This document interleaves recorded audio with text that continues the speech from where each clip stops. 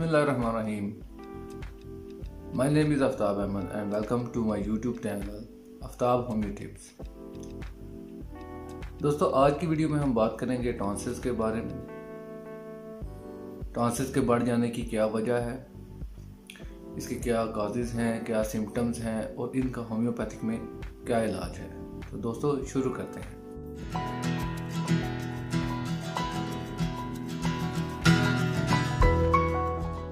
Tonsil part of lymphoid tissues हैं जो कि हमारे गले में लेफ्ट और राइट दोनों साइड्स पे पाए जाते हैं और ये बॉडी के फर्स्ट डिफेंस मैकेनिज्म का काम करते हैं। टॉन्सिल्स बीमारियों के खिलाफ लड़ने में मददगार साबित होते हैं और जब ये एक हद से ज़्यादा इनके ऊपर वायरस का या बैक्टीरिया का इफेक्ट होता है तो ये स्वेल हो जाते हैं, इनलार्ज हो जाते हैं और मुख्तलिफ किस्म की कॉम्प्लिकेशंस देखने में आती हैं। इस पर जो मोस्टली वो लोग जिनको सर्दी ज़्यादा लगती है या जिनकी बॉडी सर्दी बर्दाश्त नहीं कर पाती, उनमें ये टेंडेंसी ज़्यादा पाई जाती है कि उनको टॉन्सिल्स बढ़ जाते हैं। ये वायरस की वजह से भी हो सकते हैं और बैक्टीरियल इन्फेक्शन की वजह से भी हो सकते हैं। वायरस में ख़ास तौर पे इन्फ्लुएंजा, एडिनो वायरस और रहीनो वायरस की वजह से होते हैं और इसी तरह बैक्टीरियल इन्फेक्शन स्ट्रेप्टोकोकस जो ग्रुप ए का बैक्टीरिया है उसकी वजह से भी टॉन्सिल्स का मसला हो सकता है। ये अमूमन जो यंग एज के लड़के लड़कियां हैं, बच्चे और टीनेजर्स, इनमें ये ज़्यादा कॉमनली पाया जाता है, लेकिन इसके अलावा ये हर उम्र के लोगों में ये मसला पाया जा सकता है। स्ट्रेप्टोकोकस की वजह से होने वाले टॉन्सिल्स के प्रॉब्लम में जो खासकर स्कूल गोइंग और college going boys and girls होते हैं उनके अंदर स्ट्रेप्टोकोकस का मसला ज़्यादा कॉमन होता है क्योंकि ये एक से दूसरे को लगने वाली बीमारी है। इसलिए वो जब स्कूल कॉलेज में इकट्ठे होते हैं तो उस वक्त उनको छींकने, खांसने या एक दूसरे के साथ कांटेक्ट करने में ये बीमारी एक से दूसरे इंसान में ट्रांसफ़र हो जाती है। तो दोस्तों अब बात करते हैं कि होम्योपैथिक तरीका इलाज में इसके किस हद तक बचाव मुमकिन है और क्या इसको परमानेंटली क्योर किया जा सकता है और क्या इसमें हर सूरत ऑपरेशन ही करवाना आखिरी हल समझा जाएगा। तो दोस्तों होम्योपैथिक एक इंतहाई सेफ तरीका इलाज है जो कि इसमें मॉडरेट और समटाइम्स क्रॉनिक कंडीशंस के टॉन्सिल प्रॉब्लम को भी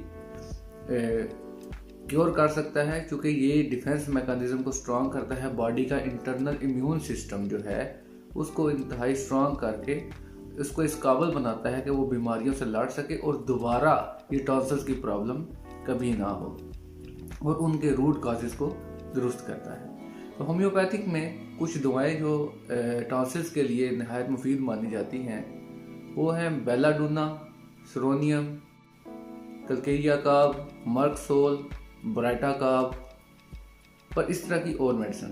तो इन दवाओं को दोस्तों बारी बारी डिस्कस कर लेते हैं और उसके बाद हम डिस्कस करेंगे कि कौन सी किस्म के टॉन्सिल्स के लिए कौन कौन सी मेडिसिन इस्तेमाल की जाएंगी। दोस्तों सबसे पहली मेडिसिन है बेलाडोना। बेलाडोना होम्योपैथिक में टॉन्सिल्स की सबसे टॉप ग्रेड दवाई मानी जाती है। बेलाडोना का पेशेंट को अमूमन गले में इन्फेक्शन और उसके टॉन्सिल्स जो हैं वो रेड नज़र आते हैं और सूजे हुए नज़र। इसके अलावा जो है जब भी टॉन्सिल्स का मसला शुरू होता है तो बच्चों में टॉन्सिल्स में दर्द, गले में दर्द शुरू हो जाती है, कानों में दर्द शुरू हो जाती है। इसके साथ साथ बुखार भी हो सकता है, कफ की प्रॉब्लम भी, खांसी शुरू हो जाएगी, सांस लेने में दिक्कत होगी, कुछ खा नहीं पाएंगे या पानी पीने की हद तक भी समटाइम्स प्रॉब्लम होती है।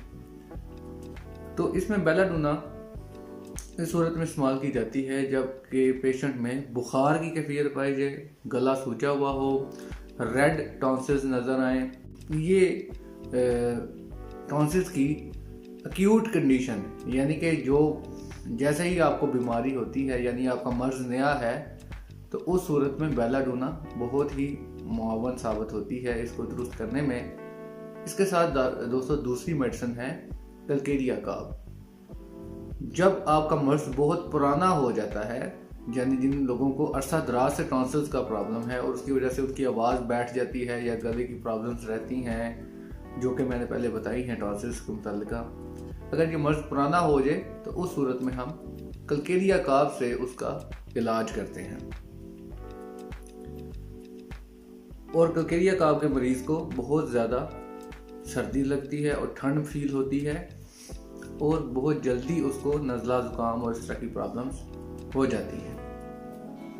इसके बाद दोस्तों नेक्स्ट मेडिसिन है मर्कसोल। मर्कसोल के पेशेंट में हम ये देखते हैं कि अमूमन उसमें सलाइवा बहुत ज़्यादा बनता है, मुंह के अंदर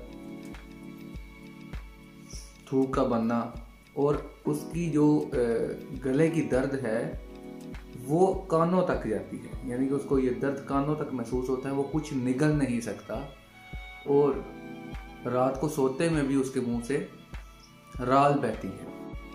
हाइपरसल्फ, हाइपरसल्फ में पस फॉर्मेशन होती है, लूज कफ होती है, म्यूकस वाली कफ होती है, खांसी होती है, और इसके साथ साथ उसके जो टॉन्सिल्स हैं उनके पीछे पस पैदा होना शुरू हो जाती है और टॉन्सिल्स के ऊपर येलो या वाइट कलर के स्पॉट्स नजर आते हैं, पस स्पॉट्स नजर आते हैं, जो कि इस चीज़ की इंडिकेशन है कि ये हाइपरसल्फ का पेशेंट है। नेक्स्ट मेडिसिन है दोस्तों ब्राइटा काब। ब्राइटा काब के पेशेंट में भी ये मसला है कि उसकी पेन गले से कान की तरफ जाती है, उसको ठंड बहुत ज़्यादा लगती है। अमूमन जिन बच्चों में ग्रोथ का मसला होता है या उनका कद नहीं बढ़ रहा या ज़हनी तौर पर नशोनुमा नहीं हो रही, तो उन लोगों में ब्राइटा काब बहुत ही मुफीद दवा समझी जाती है। इसके बाद दोस्तों आखिरी मेडिसिन है इसकी सेरोनियम। सेराइनम में हमने ये देखा है कि पेशेंट में को सर्दी बहुत ज़्यादा लगती है, उसके सर पे अमूमन खुश्की होगी, वो गर्मियों में भी गर्म पानी से नहाना पसंद करता है। दोस्तों अब बात कर लेते हैं टॉन्सिल्स की कंडीशंस के हवाले से, किस किस तरह के टॉन्सिल्स होते हैं और उनको कैसे होम्योपैथी से ट्रीट किया जा सकता है। तो सबसे पहले हम बात कर लेते हैं कि लेफ्ट साइड पे अगर टॉन्सिल्स हों और पहले लेफ्ट साइड पे हों और होने के बाद फिर वो राइट साइड की तरफ ट्रांसफ़र हों, तो फिर कौन सी दवाएं कारआमद होंगी। तो ऐसे टॉन्सिल्स जो लेफ्ट साइड से शुरू होकर राइट साइड की तरफ जाएं, उनमें लेक्सिस और मर्क आयोड रूब्रम बहुत ही कारआमद दवाएं मानी जाती हैं। लेक्सिस और मर्क आयोड के पेशेंट्स खाना आसानी से निकल नहीं सकते, तंग कपड़े नहीं पहन सकते और इनको बहुत ज़्यादा गर्म चीज़ खाने से इनकी प्रॉब्लम बढ़ जाती है। अब बात करते हैं ऐसे टॉन्सिल्स की प्रॉब्लम जो राइट साइड से शुरू होती हैं और लेफ्ट साइड की तरफ जाती हैं। तो उस सूरत में मर्क आयोड, फ्लेवस और लाइकोपोडियम बहुत ही कारआमद दवाएं मानी जाती हैं जो राइट साइड के टॉन्सिल्स को अफेक्ट करती हैं। इन दवाओं की मैं सिर्फ की सिम्टम्स बता रहा हूँ, मज़ीद डिटेल जो है हर दवाई की चूँकि बहुत लंबी है, लेकिन वो जिस पर्पज़ के लिए यहाँ पे यूज़ होनी है मैं सिर्फ उस हद तक यहाँ पे आपको इन्फॉर्मेशन दे रहा हूँ। इसके बाद दोस्तों आ जाते हैं कि अगर आपको टॉन्सिल्स के साथ साथ कफ की प्रॉब्लम है तो फिर कौन सी दवाई यूज़ होंगी। अगर खुश्क खांसी है तो उसके लिए हम डोसेरा यूज़ करेंगे। म्यूकस वाली खांसी है और बार बार पेशेंट जो है वो येलो म्यूकस, वो हॉकिंग कफ है, उसको खांसता है तो उसका रेशा उखड़ के बाहर आता है और हॉकिंग कफ है उसको, तो उस सूरत में हम हाइपरसल्फ साथ में देंगे। और हमने ये भी देखा है कि हाइपरसल्फ के पेशेंट में आपकी टॉन्सिल्स के पीछे पस पैदा होना शुरू हो जाती है। नेक्स्ट हम बात करते हैं कि पस फॉर्मेशन में कौन कौन सी मेडिसिन कारआमद है। अगर टॉन्सिल्स के ऊपर येलो या वाइट पस पैदा होती है तो उस सूरत में हम येलो पस की सूरत में हाइपरसल्फ और वाइट पस की सूरत में मर्कसोल जो है वो सबसे बेहतर दवा मानी जाती है। दोस्तों अब बात करते हैं कि बैक्टीरियल इन्फेक्शन की वजह से जो आपको टॉन्सिल्स प्रॉब्लम होती है उसमें कौन सी दवाई बेहतर होगी। तो अमूमन जैसे मैंने बताया कि बैक्टीरियल इन्फेक्शन ग्रुप ए का जो बैक्टीरिया है स्ट्रेप्टोकोकस उसकी वजह से होता है। तो उसके लिए जो होम्योपैथिक दवा है स्ट्रेप्टोकोक्सियम वो सबसे अहम और सबसे कारामद मानी जाएगी इसके इलाज में लिए। इसके साथ आप दूसरी मुआवजा दवाएं भी दे सकते हैं। तो दोस्तों ये थी कोई दवाएं जिनसे आप बगैर ऑपरेशन के अपने टॉन्सिल्स का प्रॉपर इलाज कर सकते हैं। हम अब ऐसी दवाओं की बात कर लेते हैं जो कि बॉडी का इम्यून सिस्टम को बेहतर करने में मुआवन साबित होती हैं। तो होम्योपैथिक दवाएं सेरोनियम, ट्यूबरकुलोनियम, बेलाडोना और हैपरसल और ब्रेटाकाप ये वो दवाएं हैं जो कि बॉडी का डिफेंस मैकेनिज्म को स्ट्रॉन्ग करती हैं, इंटरनल इम्यून सिस्टम को बेहतर करती हैं और इनकी वजह से पैदा होने वाली प्रॉब्लम्स को ठीक करती हैं और बॉडी के अंदर वो सलाहियत पैदा करती हैं कि वो इन बीमारियों से लड़ सके और दोबारा इनके पैदा होने से बचाव ला सके।